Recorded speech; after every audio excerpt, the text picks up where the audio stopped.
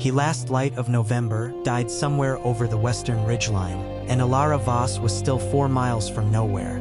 She had known, in the calm logic of daylight, that the mountain road through Devil's Pass was not a trail for the faint-hearted. She had not known, could not have known, that the axle of her rented wagon would snap on the final switchback, or that her horse would panic at the sound of splintering wood and tear its traces clean and flee into the pines like a ghost dissolving into shadow. She stood now in the bitter cold with one lantern, a carpetbag, and the particular kind of silence that only the Rockies know how to make, deep and alive and watching. The storm had been building since midday. She had watched it come, a purple bruise spreading across the sky behind the San Juan peaks, and she had pushed the horse faster, believing she could outrun it. She had not. Now the first fingers of snow curled down through the treetops like a slow white hand closing. The temperature was dropping fast enough that she could feel it, pressing against her coat, searching for gaps.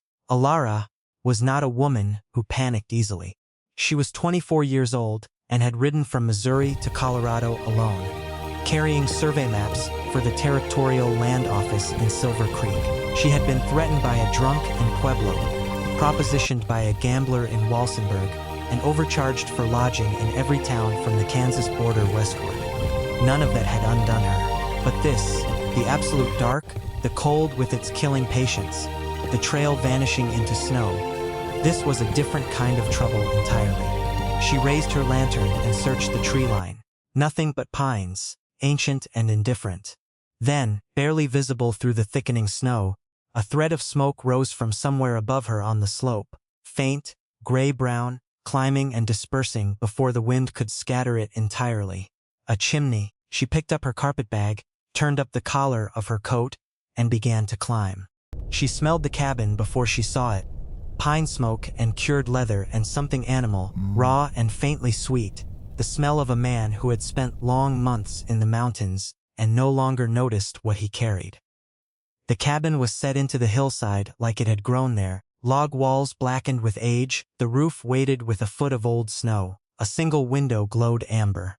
She knocked on the door, 3 sharp raps, and the glow inside shifted, as if something enormous had risen from near the fire.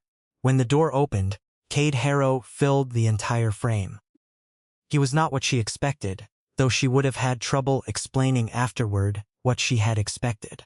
He stood 6 feet and 3 inches of hard-packed mountain life. A fur vest over a linen shirt that had once been white, a beard like a dark thicket streaked at the jaw with the first signs of gray. His eyes were the color of creek water in February, pale, clear, and very cold. He looked at her the way a man looks at something that shouldn't be there. Not with hostility, but with the careful stillness of someone recalibrating their understanding of the world. "I broke my wagon," she said, because there was no shorter way to explain it. He said nothing for a long moment. His eyes moved past her to the dark trail, confirming she was alone. Then he stepped back from the door. Not a warm invitation, more the absence of refusal. The inside of the cabin was a single room, organized with the efficiency of a man who had thought hard about every square foot.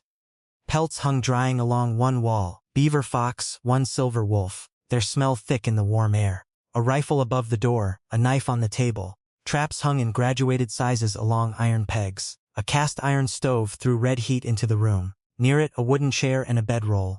No second chair. A shelf of 3 books. A Bible, a surveyor's manual, and something with a broken spine she couldn't read. "Storm will be down by morning," he said. His voice was low and unhurried, the kind of voice that had grown comfortable with silence. He moved to the stove and set a tin pot of water on it without looking at her again. "You can sleep by the fire, I'll take the lean-to. I don't want to put you out of your own home," she said. He looked at her then, one brief, measuring glance. "It's not about want," he said.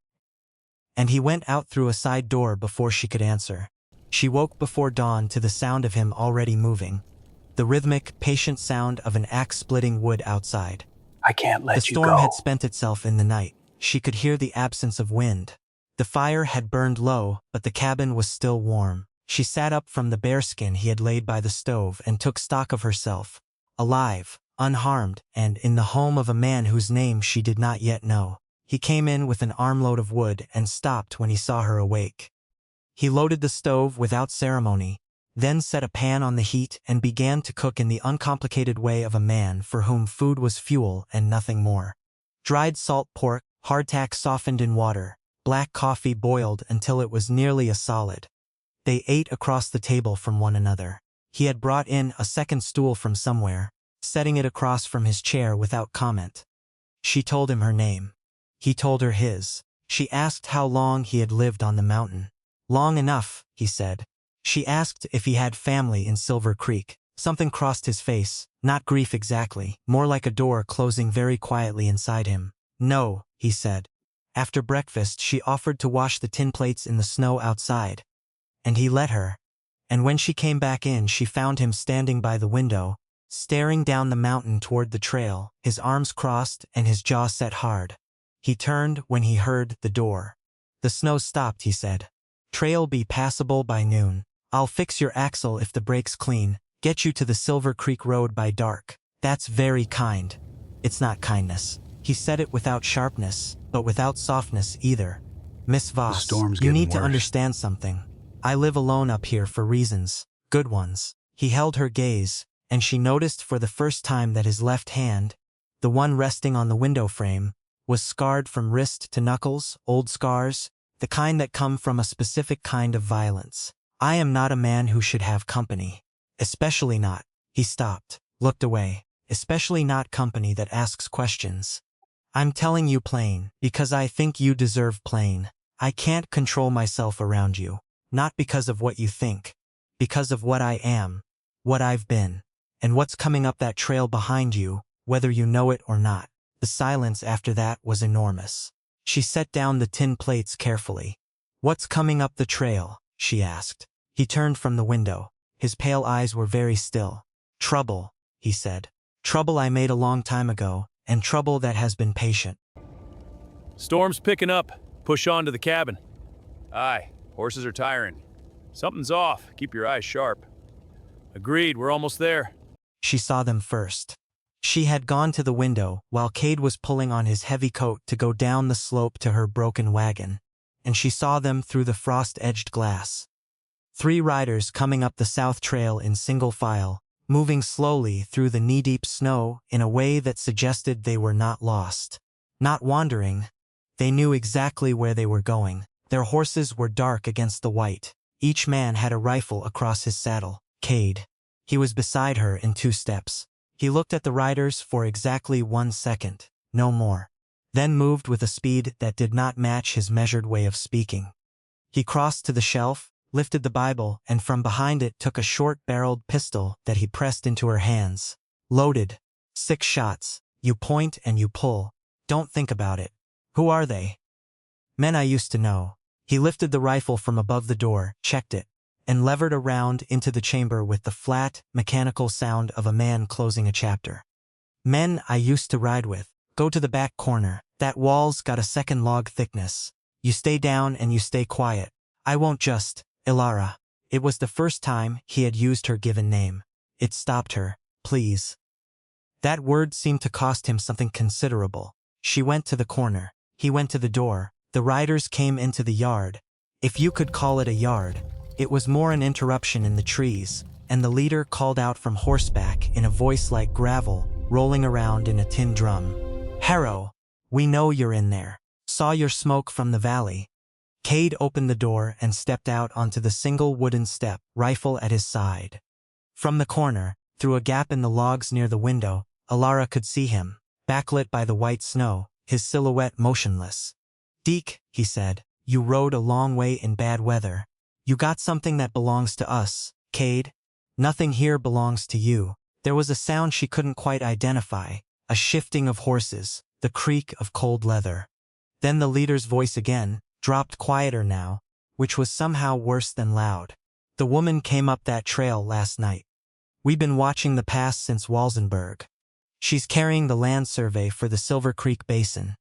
You know what that survey means to us. You know what land is being registered. A cold understanding settled over Elara, her maps, the survey documents in her carpetbag, the territorial land office filings, that would legitimize the smallholders' claims in the Silver Creek Basin, claims that someone powerful enough to hire 3 armed riders had a very strong interest in seeing disappear. She pressed back into the corner, the pistol heavy and warm in both hands. "She's got nothing to do with me," Cade said. "Then step aside." A long silence. The wind moved through the pines. A horse stamped. Elara counted her heartbeats. "No," said Cade Harrow, and then everything happened at once. "They're coming. We can't run. I was an outlaw. Did things I'm not proud of. This is my reckoning. Stay with me. They're coming for me. My past is riding in with them." What past? Ride hard, boys, yeah! I rode with outlaws. Now they're here. Then we fight. The first shot cracked from the trees to the left. A 4th rider, hidden, who had circled wide while the 3 in front made conversation. The bullet took a chunk from the doorframe, 6 inches from Cade's head. He dropped and rolled left across the snow before the echo had finished, bringing the rifle up and firing once from the ground, with an accuracy that spoke of long and serious practice. The 4th rider cursed loud enough to hear from inside the cabin. Not dead, but done for the moment. The other 3 scattered, 2 toward the tree line, 1 circling wide to the right.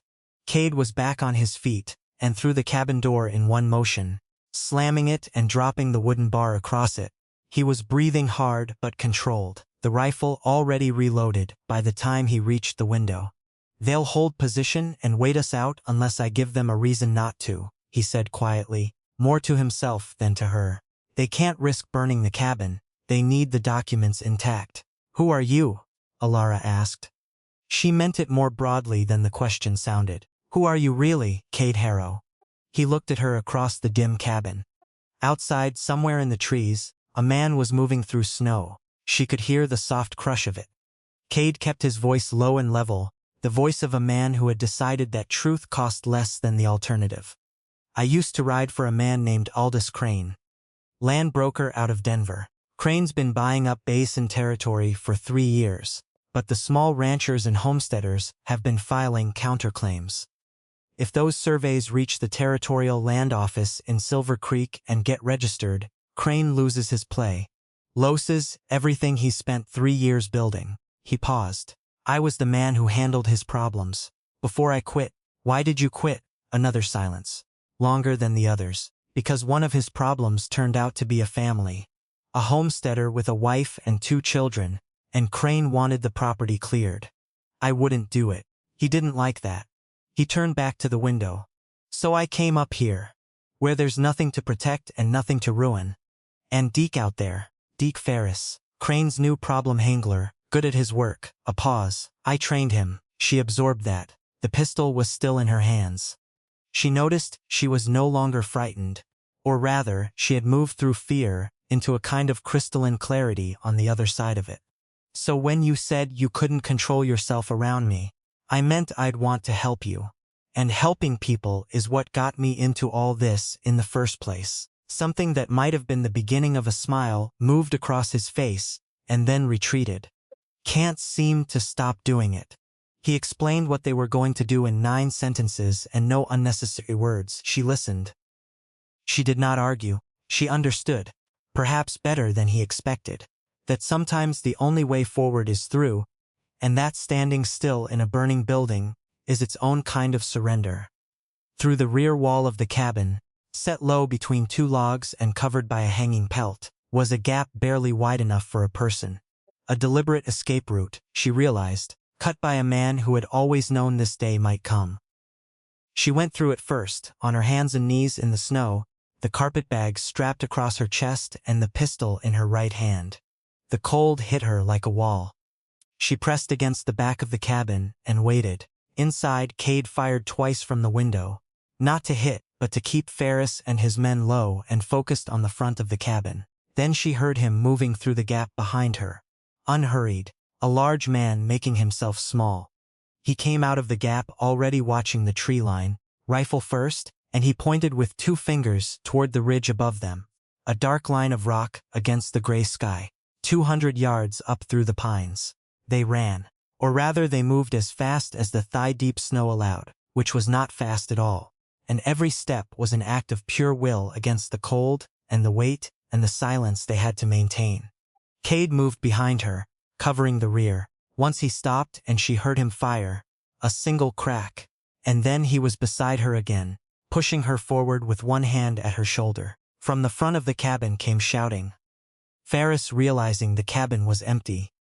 And then the sound of horses being spurred through snow. Elara reached the tree line and pushed through into the dark between the pines. The branches dumping cold loads of snow down the back of her neck, the ground rising sharply beneath her feet. She climbed. Her lungs burned. At the ridge, Cade pulled her down behind a granite outcropping that rose out of the snow like the back of something buried and vast. Below them, the cabin was a small amber square, and around it 3 riders moved in agitated circles. The fourth, the one Cade had shot from the ground earlier, was still in the saddle but hunched, one arm hanging. They were arguing. She could hear the distant fragmented sound of it, and then Ferris dismounted and went to the cabin door. "He'll find the gap in 5 minutes," Cade said quietly. "But he won't know which direction we went in the dark. There are 3 ridgelines from this position. Which way is Silver Creek?" He pointed northeast without hesitation. 6 miles. Hard country but straight. Then that's where we're going." He looked at her, really looked at her, with those creek water eyes, and she could see him calculating the mathematics of the situation. The distance, the cold, the men below, his own history, and something else she couldn't name but felt the weight of all the same. Then he nodded once. The nod of a man accepting a conclusion he had already known was inevitable. They moved out along the ridge, low and quiet, the snow muffling their steps, the pines closing dark and close around them. Below them, a lantern flared in the yard as Ferris began to search. It was very small from up here. It grew smaller as they moved. After a time, it disappeared entirely. They reached the outskirts of Silver Creek as the sky was going from black to a deep iron blue, the first gray light pressing up from the eastern plains like a slow tide. The town was smaller than Elara had expected. A main street of packed dirt, a hotel, a general store, a sheriff's office with a lamp burning in the window, and beyond it the territorial land office, its signboard swinging in the pre-dawn wind. Smoke from chimneys. A dog barking somewhere. The sounds of a place just beginning to wake. They had spoken little on the 6-mile walk. The cold required the conservation of breath. And the terrain required attention, and there was between them the particular kind of quiet that gathers in the space, after truth has been told, and before anything has been decided about what to do with it. She had fallen once, in a ravine choked with windfall timber, and he had caught her arm without comment, and held it until she had her footing, and then he had let go. That was the sum of their physical contact over 6 miles and 4 hours of difficult country. At the sheriff's office, Deputy Marshal Tanner, a lean, suspicious man of 50 with a deputy's star pinned to a wool coat, listened to Elara's account with the focused economy of a man accustomed to sorting truth from embroidery. When she finished, he looked at Cade with the long, measuring look of a lawman who recognized a complicated history when it walked through his door. "Cade Harrow," Tanner said. "Not a question. Marshal, you're known to me, I expect so." Another silence of the official variety. Tanner looked at the carpetbag on the table, the survey documents intact inside it. Everything Elara had been paid to deliver. And then at Cade, and then at Elara. "I'll have men on the South Trail before noon. Ferris and his outfit have warrants outstanding in 2 territories." He picked up a pen. "I'll need statements." "You'll have them," Elara said. Outside, in the cold blue light of the early morning, with the town stirring to life around them, and the mountains rising enormous and white to the west, Cade stood with his rifle slung and his hat in his hands, and he looked as out of place as a wild thing that has accidentally walked into a room with walls. "What will you do now?" she asked. "Go back up the mountain, I suppose. Fix your wagon axle." A pause. "Nothing for me down here." "That's not entirely true." She said it carefully, looking out at the street and not at him, because some things are easier to say to the middle distance. "The land office will need to register those surveys. That may take some time, a week perhaps. And whoever is filing the homesteader claims will need witnesses, people who know the basin country." She let that sit. People Aldous Crane's lawyers can't intimidate. He was quiet for a long time. The sun was beginning to come up now, the light striking the snow on the high peaks and turning it from gray to a pale, burning gold. In that light he looked less like a man hiding from something, and more like a man who had simply been waiting, without quite knowing it, for a direction to walk in. "A week," he said slowly, like he was trying the word for size. "A week," she confirmed, "perhaps slightly more." He looked at her then, and she looked back, and between them passed an understanding of the quiet and particular kind that requires no elaboration and tolerates none. He put his hat on. She picked up her carpetbag. They walked together into Silver Creek as the morning bell in the church steeple struck 7, and the light came fully over the mountains, and the long cold night let go of the world at last. Slowly, reluctantly, the way all difficult things eventually do.